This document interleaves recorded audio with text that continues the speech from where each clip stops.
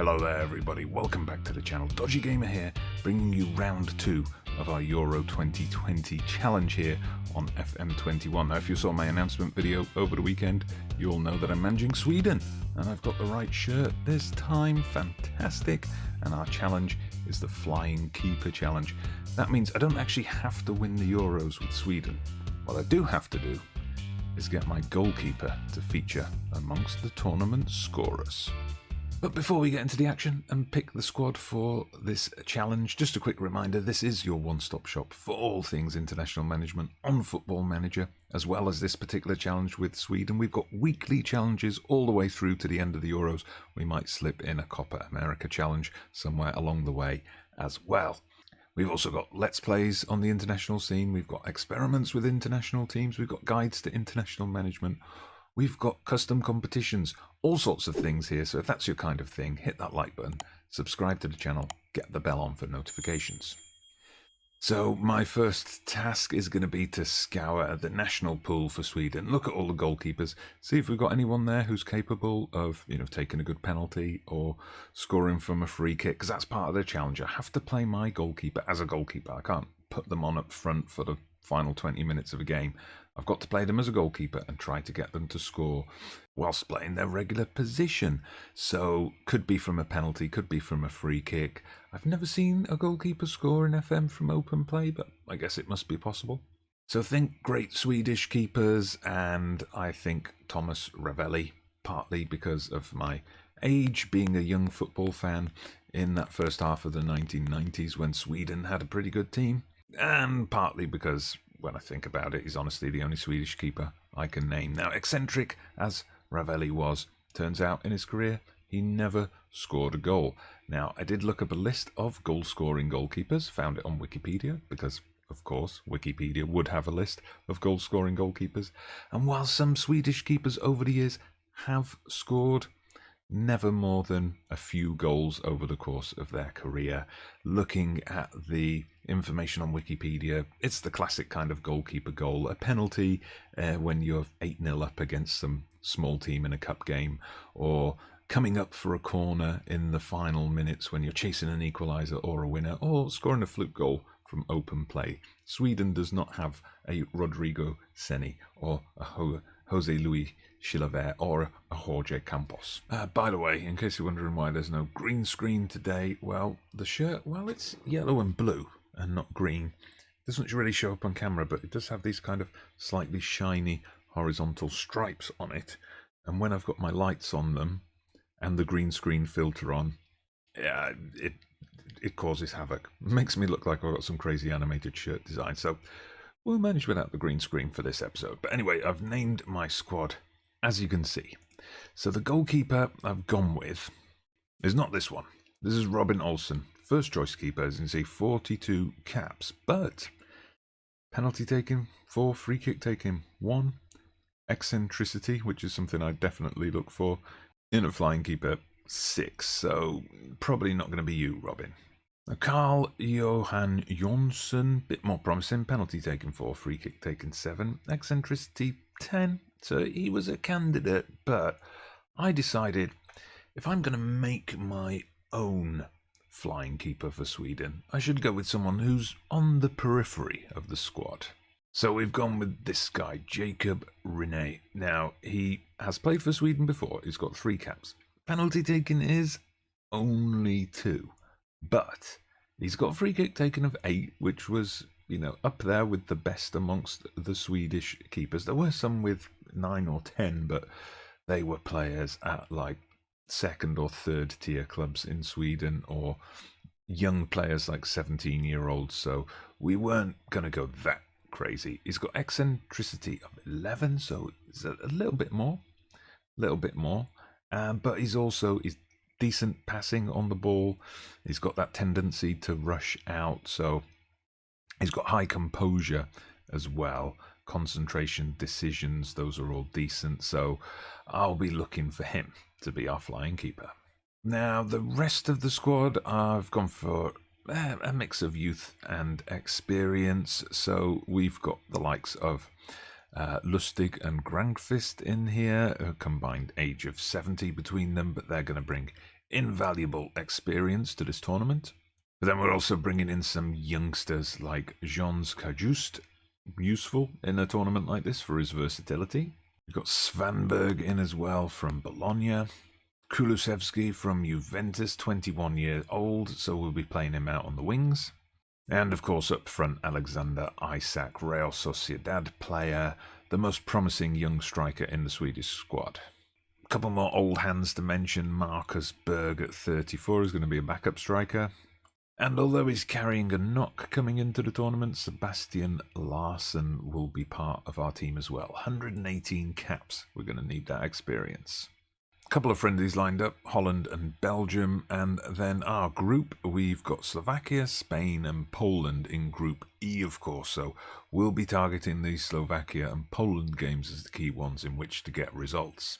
So, let's fast forward to the Slovakia match and find out if Mr. Rene can score. Alright then, match day, time to kick off our Euro 2020. Or do you say Euro 2021? Let me know down in the comments. Anyway, to kick off our campaign, you see Spain-Poland played earlier today. Poland managed to eke out a 1-1 draw.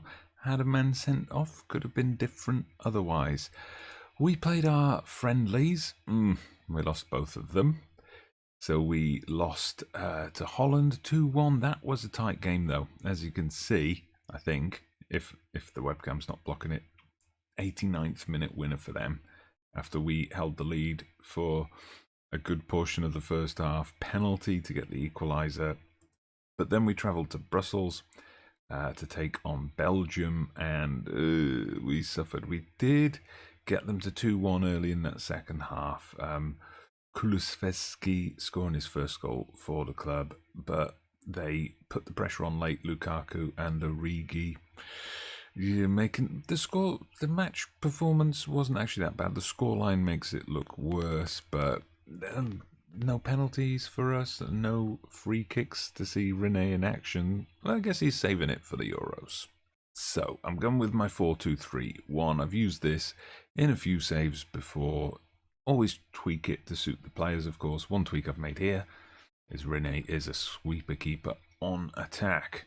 We also have the instruction on, oh wait, we don't have it on, we do have it on now, to play for set pieces. And when it comes to set piece takers, you'll see there's no one other than Jacob Rene down for those free kicks and penalties as well. So here we are then, it's Sweden against Slovakia, so one of the games that we should be winning, and we will indeed need to win if we're likely to progress. Now, I've run through this tournament many times in testing my file, which if you want to download, by the way, you can find the link to that down in the description, so you can play the real Euros with the real groups.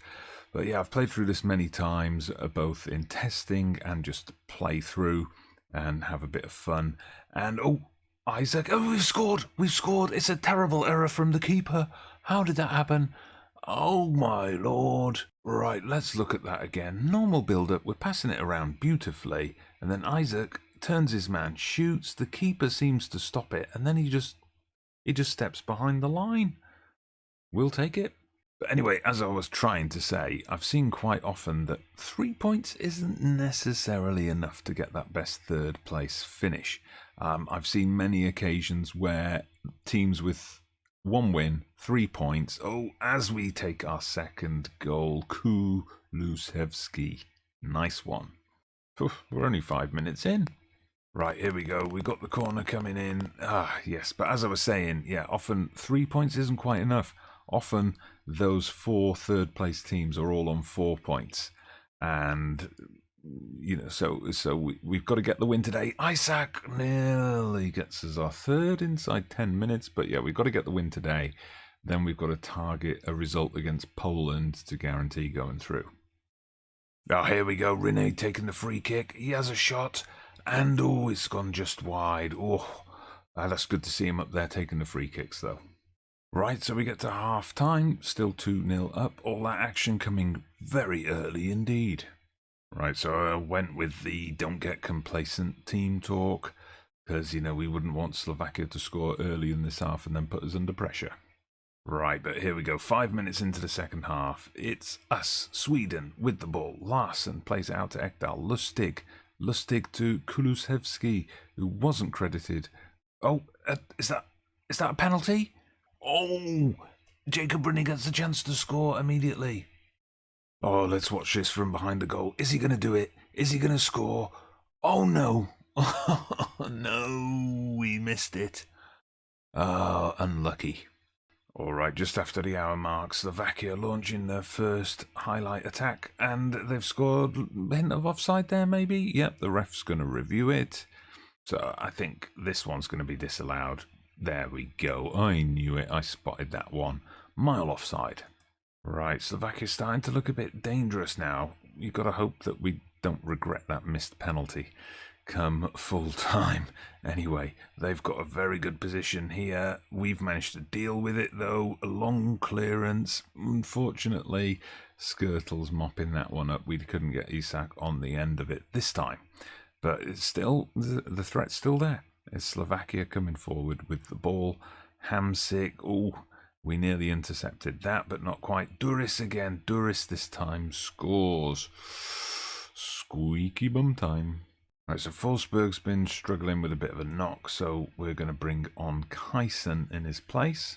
And I'm also bringing on Larsen for Klassen on the right wing, so we can have an out-and-out winger, offer a bit more variety in our attacks. And we're straight back into a highlight. Before the substitutions have been made, Forsberg's still on the pitch. And it's Slovakia on the break. It's Duda coming through now. Duda, and he's scored. Oh no. Right, we've got to reclaim the lead here. We should have sewn this game up already. We've hit the bar with that one, but yeah, we've got to get something in this final 15 minutes. Right, so we've brought Svanberg on in central midfield for this final 10 minutes. Let's hope we don't throw this away now. Okay, here's Kajsen. He's giving it away. Duris, oh no, not like this. Come on. All right, here we go. We've got a chance. Come on, get the corner in. We haven't got Rene up for this. Isak scores, though. Oh, we've equalised. Oh, 3-3. Final 3 minutes now. Can we get a winner? Oh, dearie me. This is all going to come down to that penalty, isn't it? We could have won this without that penalty. Anyway, we've got 5 minutes of stoppage time. We're already halfway through that. I think we're going to get no further highlights unless there's a little FM twist in here. But no, that's it. It's 3-3. That is definitely an opportunity wasted. All right, so here we are with the toughest game of the group stage, Spain. Now, as you can see, Poland have already played. They've beaten Slovakia, so they're on 4 points, looking a very safe bet for qualification for the next round. For us, though, well, we've got to hope we can avoid a heavy defeat here today. Right, so I'm going for a slightly different formation. We're going with that defensive midfielder. Ekdal's going to play as a half-back. We've still got our wingers playing, cutting inside, so we're going to play quite a narrow formation here. We're going to try and keep hold of the ball, short passing, work the ball into the box, play for set pieces, and hopefully Rene, who's still an attacking sweeper keeper, is going to do something for us. So the teams line up ready for the kick-off. The main news for us is Forsberg is unavailable. He did pick up a knock. I was told it was pulled knee ligaments, and that turned out to be right. Out for 3 weeks, so possibly the rest of Sweden's tournament. Right then, we're on 24 minutes, and we finally get highlight. It's Spain coming forward. They do have home advantage, this game being played in Sevilla. We've given away a penalty. The ref's going to speak to VAR, but I have a feeling that one's going to be given. Definitely not what we wanted at this point. Yeah, sure enough, the penalty's awarded. Rene couldn't score a penalty against Slovakia. Could he save one here?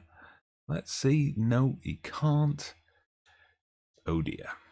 And that's frustrating because we had started the brighter of the two teams. We had some shots early on. Spain hadn't really created anything. That penalty, as you can see there, one of only 2 shots they've had all game. And that penalty is the difference between the two teams. Spain didn't have any other chances after that. I mean, they have got the better XG, despite having fewer shots than we've had. But yeah, I don't see a way back into this game for us. Right, just made a triple substitution. Olsen, Kajust and Carlson on because, okay, I guess that was just an end of substitution highlight glitch. But yeah, we're just not creating anything in the midfield. Right, I'm going to take off work the ball into the box because we're just not getting any chances. Maybe if we hit early crosses as well, we can take off the overlap. Let's get some focus on the flanks also. At the moment, this is very much like the game against Holland in the friendlies and the first 75 minutes of the game against Belgium. We're not being completely outplayed, but we're not creating anything either.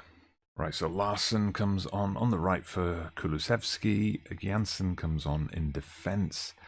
Let's see if they can make a difference for us in this final 10 minutes. But the highlight we get is a Spanish one. Luckily for us, their set-piece play doesn't work out this time. Right, so let's go attacking then for the final 8 minutes or so. I've used up my team talks, my shouts from the line.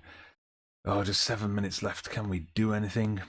Okay, last highlight. We're on 94 minutes. We've got the ball. We give it straight to our opponents. Don't let them score a second now, but that's it. There we go. It's a 1-0 defeat. A lackluster performance, especially in the second half. We just weren't there. We just never really threatened. And that does leave us in a tricky position. Only 1 point from the first 2 games. We played Poland in the last game. Now, a win there, of course, would give us a very good chance of getting that 3rd place. But, you know, anything less than that, and I don't think it's going to happen.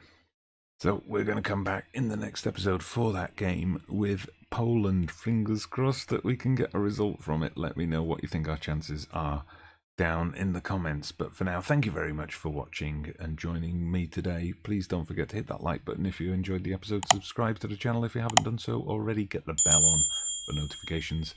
I'm Dodgy Gamer, and let's see against Poland if our keeper can score.